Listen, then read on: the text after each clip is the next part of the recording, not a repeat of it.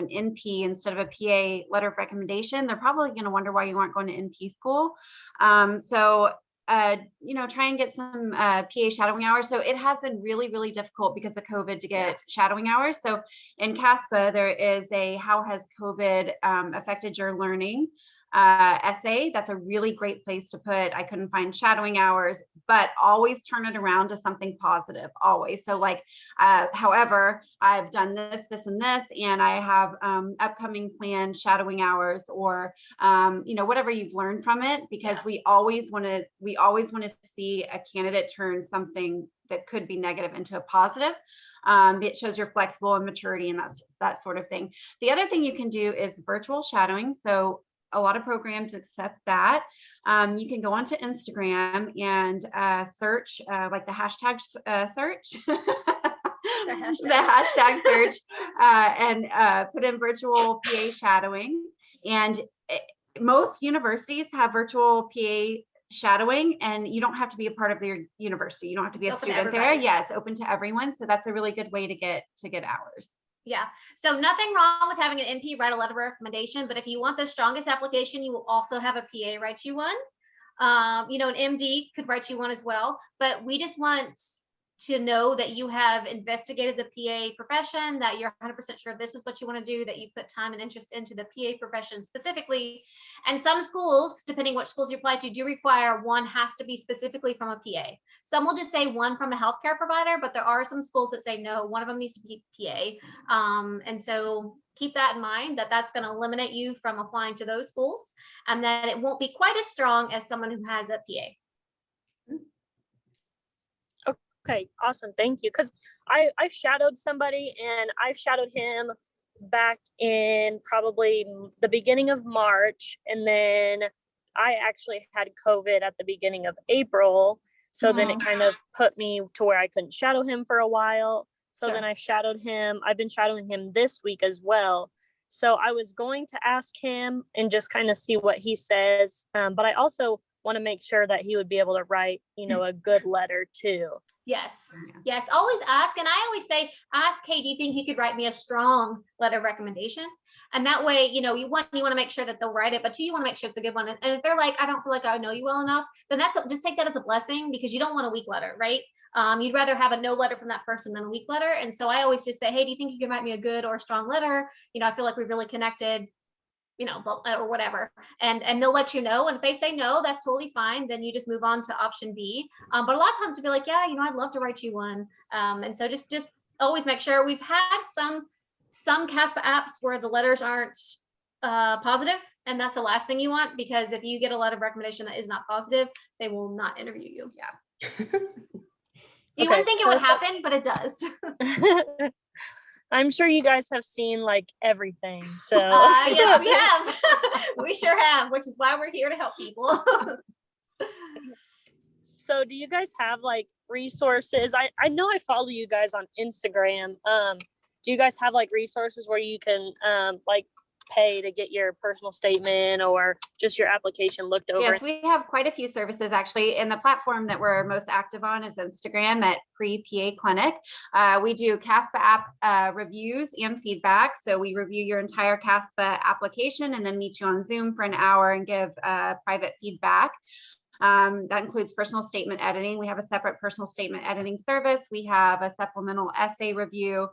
We published a book last year, everything you need to know to get into PA school. We also have a PA program directory that's super helpful, because it's like, exactly at a glance what a program values, and you can match your strengths to those programs to make sure that you're applying for the right programs. That's students' number one mistake, is they apply to the wrong programs.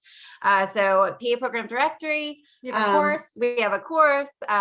We do challenges. We're in the middle of a personal statement challenge right now. We're helping students flesh that out. So yeah, we've got tons of services. We just felt a need for kind of an expert's view on someone who's been on admissions committee and actually reads CASP applications, just to kind of demystify it out there. So you can find all those, the link in our bio if you guys are interested. We also have a lot of free resources there as well. We put a lot of tips and stuff on Instagram. And if you're part of our email address list too, we did 30 days of tips Yeah. last month. And Yeah. so we do all kinds of stuff like that too as well. So yes, please follow us, have your members follow us, and then they can DM us if they have any questions. But we're pretty active on Instagram. We are active on Facebook, but Instagram's kind of our main platform. All the shenanigans are there. All of them. All the good stuff. All the good stuff.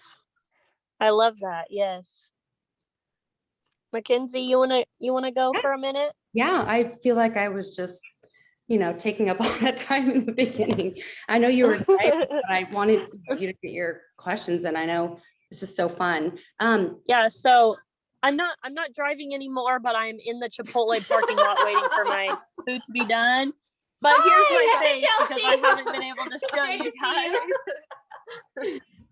It said 6:40 I can pick up, so I'm just patiently waiting for my Chipotle. So I love it. Also, your hair looks good. You went lighter. I like it.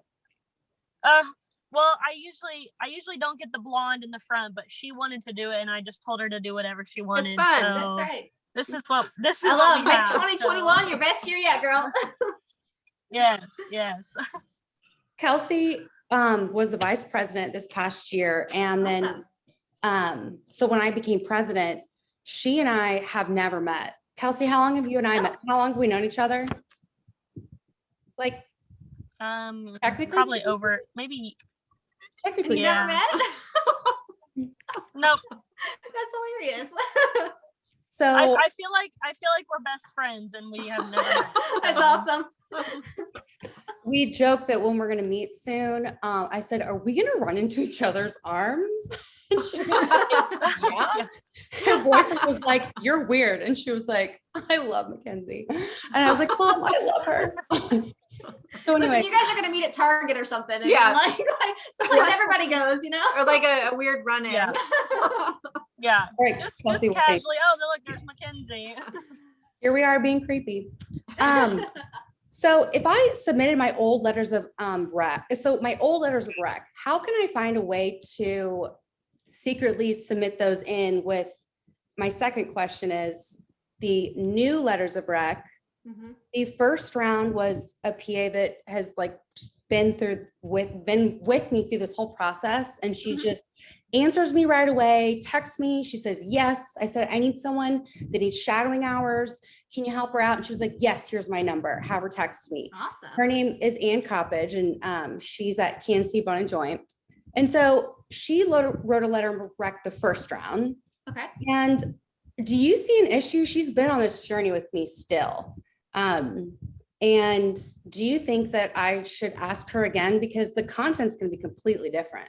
I mean, she really knows me. Yes, you want someone who knows you, because the more specific the letter recommendation is to you, the more weight it holds, right? And so if she mentions specific things like, yeah, she comes to the office and she helps with these procedures and she always learns quickly, or whatever, you want her to say about you, like the more specific, the better. Because like if we see that you shadowed somewhere for 4 hours and they write your LOR, we're like, this person doesn't even know you. And they don't have anything specific to say about you. So definitely she sounds like an amazing reference. I would totally use her. Okay, perfect. Kelsi, do you want to ask another question and we can tie up? I know you girls need to go. Yeah, so let's see. So I feel like my biggest, I guess, weakness would be probably my science GPA. And I mean, it's not like horrible, but Sure. It's not at like a 3.9. And then probably Kelsi and I are very hard on ourselves. Yeah. Everybody is. So all Every PA pre-PA student is super hard on themselves. Yeah. So I mean, like, what kind of things would you guys like recommend, if you're lacking in one area, just kind of like really, because I mean, I already have like over 1,500 hours of patient care hours. I mean, what other things can I do to kind of like up my application a little bit? Apply to the right programs, meaning you need to apply to programs that value your strengths and put less value or emphasis on your weaknesses or what you Mhm. consider a weakness. Right. A lot of the times we do CASPA app reviews, and most of the time our students are, they're like, oh my gosh, like, what do you think about my GPA?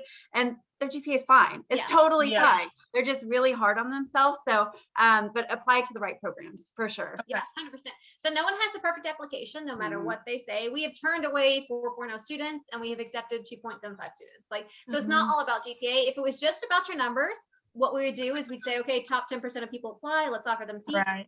And not even bother to interview, right? But it's not Right. about that, because we wouldn't bother to interview you if it wasn't about that. So applying to the right programs is like the second mistake after the personal statement Mhm. thing that we see on people's applications. And again, everybody has strengths and weaknesses. So if you've got a weakness in your GPA, make sure everything else is strong. Rock out your GRE. Make sure your personal statement is like on par. Make sure you have tons of volunteer and shadowing hours. Make sure your patient care experience is phenomenal. And because it's not just about your GPA, right? Otherwise, again, we would just take the top 10% of applicants that apply Yeah. and say, please come to our PA school, but we don't do that. So Yeah. that's why we do interviews, is because we want to get to know the whole you. Now, you Mhm. do have to obviously meet the minimum standards of the schools that you're applying to or Right. application. Mhm. And so again, that comes back to applying to the right schools that emphasize the strengths in your application and that put less emphasis on what you consider your weaknesses. Okay. And then I have one more question, and then Makenzie, if you have any last ones. So I've been getting like conflicting views. I've been asking a bunch of people. I've asked a couple PAs and my friends and stuff. So I worked at a daycare for Okay. 4 years, and Mhm. I was in the infant room. So I was doing, changing diapers, feeding bottles, like kind of like a CNA, but it was, in the infants, and it was at a daycare. So some people told me I could use that as not patient care, but healthcare experience. But then other people are like, no, because it was just at a daycare and that's not really healthcare.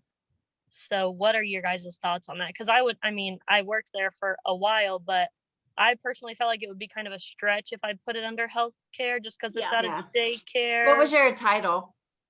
Just like a daycare provider. Yeah, So unfortunately, yeah. no. Yeah. Yeah. So CASPA will flag applications if they think something is hinky, or I don't even know how they do it. They have like a whole a computer little program. system. Yeah. Yeah, and so you don't want to get flagged for something like that, because then it sort of makes us think about like, okay, what about the rest of the application? Mhm. What else should we? And so sometimes we have to feel like we have to do more investigating. We have to actually contact your references. We actually have to do this kind of stuff that we typically don't do. Right. So you just don't want to get flagged, and something like Yeah. that I think would totally get flagged for Right. her. So I would just put that under like work experience, Just work, but yeah. not Yeah. like healthcare or anything like that. Yeah, And you can say something in your personal statement about how like you Mhm. got in healthcare because you were taking care of infants, and it just Mhm. had this big epiphany or whatever. So you can tie it in that way, but I wouldn't Okay. count it as patient care or healthcare. Yeah, I was like, people were telling me, and I was like, I think that's kind of a stretch. And then Yeah. the guy that I shadowed this week, I asked him, and he said no. And then while he was in the bathroom, I asked the other PA that was sitting right there, and he said yes. So then I'm like, I don't know what to do. Yeah. I was like, I have to ask more people. So Yeah. Now I'm with Katie, especially if your title, if you didn't work at a healthcare facility, your title is nothing to do with healthcare. It didn't require certification. Mhm. Yeah. Okay. That's where I was kind of going with that too. So thank you. Yeah, no problem.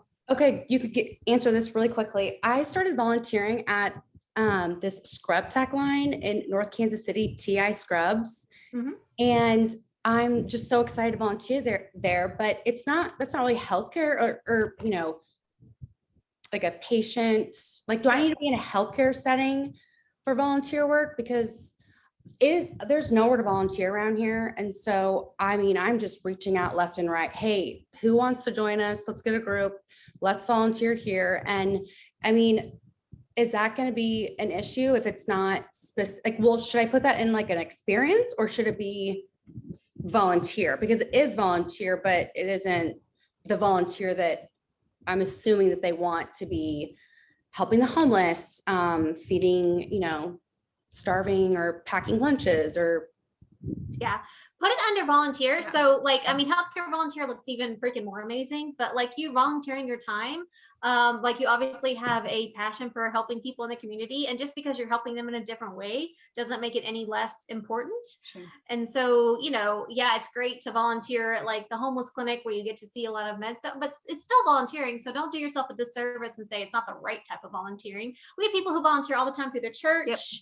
Volunteer, I don't know, Meals on Wheels, like all kinds of volunteering. And so don't think like, oh, it's got to check this perfect volunteer box. Like it's more the volunteer spirit that a lot of schools are looking for. Like, are you going to give back to the community? Are you going to be that type of provider that is going to volunteer their time to, do something when you don't get any remuneration for it? And so think about it as kind of the